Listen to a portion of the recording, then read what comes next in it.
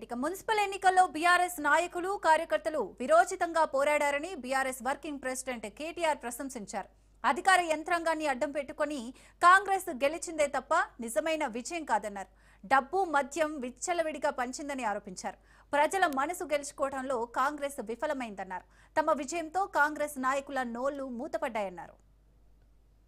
చాలా మంది ఉన్నారు అసంటోళ్ళు. అట్లాంటి పిచ్చి తుగ్గులకు చాలా మంది ఉంటారు. అట్లాంటి వాళ్ళు వస్తారు పోతారు. ఎవరు పర్మనెంట్ కాదు. నేనే రాజు నేనే మంత్రి అనుకున్న వాళ్ళు చాలా మంది అట్లనే గాలి కొట్టుకొని పోయినరు. ఈ దేశము చాలా గొప్ప దేశం. ప్రజల చైతన్యాన్ని కూడా ఎవరైనా తక్కువ అంచనా ఇస్తే చాలా తెలివి తక్కువది. ఈ దేశంలో అట్లా రేవంత్ రెడ్డి లాగా విర్రవీగిన వాళ్ళు, నేనే రాజు నేనే మంత్రి అన్న వాళ్ళు చాలా మంది వచ్చారు, చాలా మంది పోయారు. కానీ దేశం అట్లే ఉంది, ప్రజల చైతన్యం అట్లే ఉంది. చైతన్యాన్ని తక్కువ అంచనా ఇచ్చిన వాళ్ళు ఎవరైనా కూడా గాలికి పోతారు భవిష్యత్తు. ఈ రాష్ట్రంలో కాంగ్రెస్ తో పోరాడగలిగిన శక్తి, కాంగ్రెస్ ను గద్దెదించే శక్తి, బీజేపీని నిరోధించే శక్తి ఖచ్చితంగా బీఆర్ఎస్ కు మాత్రమే ఉంది అని మొన్న పల్లెల్లో జరిగిన ఎన్నికలు, ఇవాళ పట్టణంలో జరిగిన ఎన్నికలు తేల్చి చెప్పాయి. పల్లెల్లో 4000 పైచిలకు సర్పంచులు గెలిపించారు ప్రజలు. మరి అట్లాగే పట్టణంలో కూడా ఇది చూస్తే దాదాపు 730-740 వార్డులు గెలిచి అక్కడ ఇక్కడ 2 చోట్ల కూడా ప్రధాన ప్రతిపక్షం కేవలం బీఆర్ఎస్ మాత్రమే. పోరాడే సత్తా ఉన్న పార్టీ బీఆర్ఎస్ మాత్రమే. 2 పార్టీలు, ఒకటి ఢిల్లీలో అధికారంలో ఉంది, ఇంకోటి రెండోది రాష్ట్రంలో అధికారంలో ఉంది. కానీ ఈ 2 పార్టీలు ఉన్నప్పటికీ, ఎన్ని రకాల కుయుక్తులు పనినప్పటికీ బీఆర్ఎస్ఏ, కేసీఆర్ గారి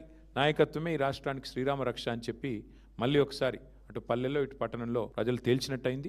డెఫినెట్ గా ఎక్కడెక్కడైతే ఈ దుర్మార్గాలు అరాచకాలు జరిగినాయో వీటిని వదిలిపెట్టం. అవసరమైతే వాటి మీద న్యాయ పోరాటం చేయడం, వాటి మీద ఇంకా ఎట్లాంటి వ్యూహాలు అవలంబించాలో అవన్నీ కూడా పార్టీలో చర్చించి నిర్ణయం తీసుకుంటాం. మరి ఈ రోజు ఇప్పుడే నేను మేము ముందు పెడుతున్న లెక్క చూస్తే ప్రత్యక్షంగా డైరెక్ట్ గా మేము ఇప్పుడు 15 పైన గెలవబోతా ఉన్నాము. దాంతో పాటు పరోక్షంగా అంటే మేము సింగిల్ లార్జెస్ట్ పార్టీగా ఉన్న కాడ మరి దాదాపు మరో 10-15 చోట్ల మాకు చాయిస్ ఉంది, అవకాశం ఉంది.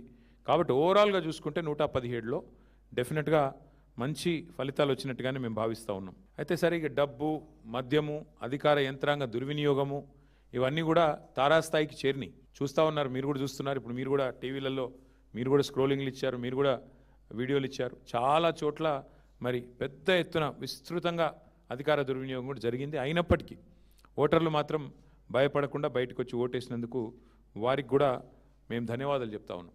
సరే, అక్రమాల ద్వారా ఇక మొదలుపెట్టినారు ఆల్రెడీ. బేరాలు, బేరసారాలు, ఎత్తుకుపోవడాలు, పోలీసులను పంపించి బెదిరించడాలు ఇవన్నీ మొదలైనవి ఆల్రెడీ రాష్ట్ర వ్యాప్తంగా. ఎట్లా గెలిచిన దాన్ని, మా దగ్గర గెలిచిన దాన్ని కూడా లాక్కునే ప్రయత్నం కూడా చేస్తూ ఉన్నారు. అయినా కూడా పర్వాలేదు, కొట్లాడతాం.